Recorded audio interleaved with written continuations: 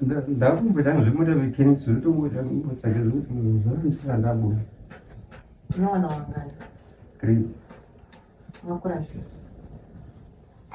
amwe vazafumu 3 iti vakomana vari kuchengetwa nani izvizvi vakasiyira sisi tinogamuchirai pachirongwa chedu cheLet's Talk Corrections tiri panapa paMutare Farm Prison. Zita ndinonzi Tanya Ncube. Ndina mukoma bendakagara navo panapa. Makadini mukoma? Chikwedu. Zita renyu munonzi? Zangu nonzi Richard Songoro. Richard Songoro. Yeah. Makapinda mukati muno mune mhosva yechi? Yemedha. Yemedha. Yeah. Yakaparika rini? 2019. 2019. Yeah. Makapiwa mutongo wakapisa? Matongwa 14 years. 14 years. Yeah. Makauraya ani? Zvakatika mukana. Mukana. Okay. Akashaika ndiani? Munin'ina. Akashaika uyu munin'ina wenyu? Akafa sei? Medha yakakomunitika sei? Yakatika nechekuti vabereki vakashaya. Saka kushaya kwakaita vabereki vakasiya dzimba, vakasiya mombe, vakasiya upfumi hwakasiya nemaproperty. Saka isusu tiri vakomana 4 mumba medu nevasikana 3. Saka isusu vakomana takazoshayana zvinhu zviya zviya. Saka kushayana kwatakaita zvinhu iye munin'ina haana kuzogutsikana pane kushayana kwatakaita. Zvakaitika munzvimbo ipizvi? Ondebhara. Paenda kanatanga aita zvekurima mabhanana. Takarima mabhanana iye aita zvekugera nemashopu akugera ipapo. Saka vakatanga kunetsanisa zvinhu vaya kumusha. Saka iye minda yake yakapiwa yatakashiyana angatova masango yanga isikashanda yangu ndaishanda. Saka yanga kutanga uchiti ndakuchida chi yedu isati yatoshanda isusu. Angaine makore mangani? Angatoroora angatokura. Saka pekutanga pacho akambondisvikira kumunda kwaya ndine mudzimai wangu ina vandi akutoda zveviolence akabata bhemba nerekeni. Ndikati mwana wamhai ndinonetsa tinonetsa ndikatega paukama vandatiza apo ndakatiza paakavharwa mukadzi wangu Jessica vamurova amurova nyaya yeproperty zveminda zvenhaka. Saka mukadzi wake mufurira kuti iwe wakatsotswa newakoma wako ngoti iye patakashayira mombe dzake mombe akatengesa dzimwe akaisa kwatizva wake. Saka isu takangoramba tichingoshandisa zvinhu zvakasiywa zviya zviya. Saka pakarova mukadzi wangu ine vanoenda kusabhuko manga. Saka ndakazotsurwawo nomwana akati iwe toda kusungisa munin'ina here ndazvidzora kudasiya. Saka iye vafuriwa naumwe wanhu akati iwe mukoma wako yanonetsa uyu anoita zvichigweja anorwisana ngoti ndaimbochina chinhu achiita zvechikoko. Saka vanhu mumaraini vanditinyanya vangasanyatsinditrasa uko nyaya dzeviolence. Saka iye vandoti apakafuriwa vaenda kumhara kwamutasu ini ndapiwa peace order kumunda kuyakwa apa enda kunyepa kuti munda ndewangu. Saka ndikumbira peace order kumunda wacho nepamba pake zvese. Ini ndazosvika pamba pake ndakadhaka ndikati munin'ina sori kandakadini ndakakushaishira munda chidini chitorapa. Saka peace order kuyakwa zvikuru zvakavhurwa tamuna January. Indangodaidzwa koti ndichizokera kumba ndidaidzwa koti iye vachizichiuya nevitness yako inozori munda ndeyako vashaya vitness. Wana sisi namukoma vachiita munda ndewa Richard kutora inini. Saka iye vashaya vitness vati akujaidzwa vana kutenga rekeni vatenga banga kumashopu. Saka kumashopu kaitenga zvinhu izvi ndiko ndaitenga inini fishi kana kuti mazai wamatereza. Ini ndaenda kotenga fishi zvara kuduka kazi munin'ina kwatenga zvinhu panapa iwe chimomira kudhaka ari kuti anotokuuraya. Ndikati anonduraya nyaya ndimunda ndakamupa here kazi tiri kwadzakajaidzwa. Ini ndatengawo rekeni dzangu ndatengawo banga rangu imomo mushopu muyamwe ndaenda kumba. Saka ndaenda kuti ndikasangana naye musango indaita zvemabhaya ndaitwa mauchi musango ichinisa kumunda kwangu. Saka ndaiti ndikasangana naye musango iye anga ane mbudzi dzakawanda. Ndikaona mbudzi dzake ndoziva kuti iye ari mumashure ane bhemba nerekeni aididzingirisa ndichihwanda. Saka kumba kwacho ainga kutoya futi achitofudza mbudzi dzake kumunda kuyakwe achitodyisa kuti mabhanana angu. Saka anga kutochallenge iye semunhu aisimudza simba aita zveboxing.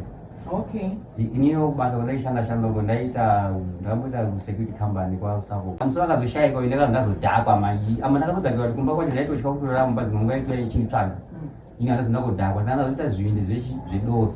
Ndazvina nekumba kwake ndikati munin'ina yogara chinondidzingirisa sei kana uchida zvefaili chidi chiuya. Musoro uyu. Saka musoro uyu ndomusoro akazoshayika. Vandamutuka tichitukana. Saka iye vhasi yakira mukadzi wake dho mukadzi akada kumudzira ana mukoma akati iyo munin'ina achirara munin'ina uyu kaizvo matukanaso achakuteera murudya dzadza kuma9 usiku. Handisiona kunga zvinofamba zvakanaka.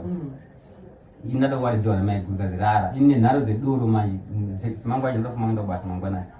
ndatomuka mumba muno ndatoenda ndichipopota kwakutonerima ndatopfura masango ndakatodarika ndatova kubvisa kumakuwa ndasvika kune next village ndokwakuti pangu mumindi neanasito kugara kumunda kwene kwandaanda kutanga kugara iye vasiyanetsane mukadzi wake vachira mukadzi wake mumba vanditeera nebanga nevheki zvinhu zvake zvandatonazvo ndati nechisimbi chakadai chandandinacho ndafamba vandaenda saka ndakazoti ndokumashure kwangu inini vandanga kuti kumhanya ndikati apa ngamabhinya sezvo ndandipopota ndakupinda makweya meya ndazera saka ine kushuva semunhu angatonadhaka anopinda pamakweya vasara kufayaga kuti kumasaidi achinitsvaga apo ndakazomuona kuti uyu ndafunza chipopo ndikati nguva dzine dore rada kupera musoro manje ndikapedza kunga vane vandakazera ipapapo dore rada kupera iye akanotipota achinotiteera che saka ndachinja rodi ndangozika nenzira yekumagadheni ndikati izvozvo nganichinje rodi kungonizerera mberi ndiendeni uku saka ndakazika ndira ikwe pamhanya kumberi avanemira pamutano apana ndiyamuke pagana paya ndipo akango ndakazongumisira zvomashoko akataka ngoti wajaidzwa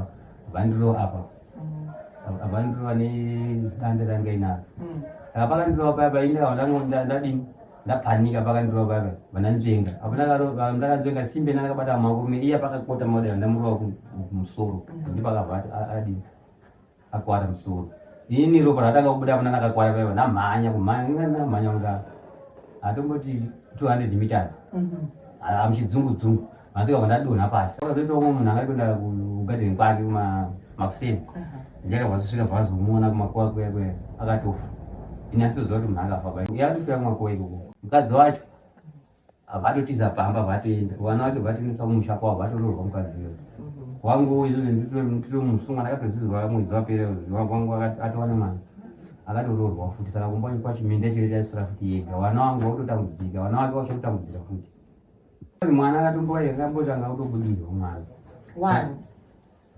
mwana wake nyakufa akati kwazinini chapedzera nemunhu wangu kana abva kujeri kuchikuru ndakatombomurota zvikuru atouya saka mukadzi wake ndanga namasoro ane kamutenga kakabata chidai varimusairira mukamundi yake ndomung'anga kumuti adini kuti teera chii munhu wangu kuti kunze kwacho vanhu vautonetsa kana pakafira pacho kumakuwa kwacho papasufambikana saka ndakazobuda ini ndakabuda nebhero ndakandaenda kung'anga imwe inongotemba kumozambiko ndakati pane zvakatika musha kwedu asi hazvingogadzisika asi manje iyoyo munhu yakudini ari kumuka-muka apa agadzira ini vanaenda kuenda kotazva akati vanhu n'anga yako kakafira kwekwe asi ndochibvunza vanhu mozvaza kuti kumba kwake paigara macho maioneka moto usiku paakafira pacho futi aioneka kunga dauyambuka mutanho uyaya pangada uyambuka paya usiku ma9-10 ndakanoka kupfuura saka ndakabuda nebhero ini vanangoita zvavakata vanhu n'anga zvezve vanangoti ndichazoripa kana ndadi kana pedza mhosva dzangu idzi paipa kuna zombo wana vananga kutotara kuti achamuduba asi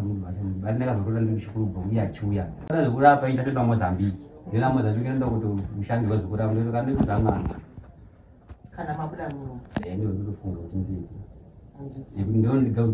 handiko ndigonogadzisa nguzi yekutanga ndikatanga ndikatanga kurapa ndigonogadzisa nguzi yekutanga yekumashure ndinotanga ndinopedza nongondoziva kuti hama dzicharamba anenge aramba zvimwe zvandakwaari amene ake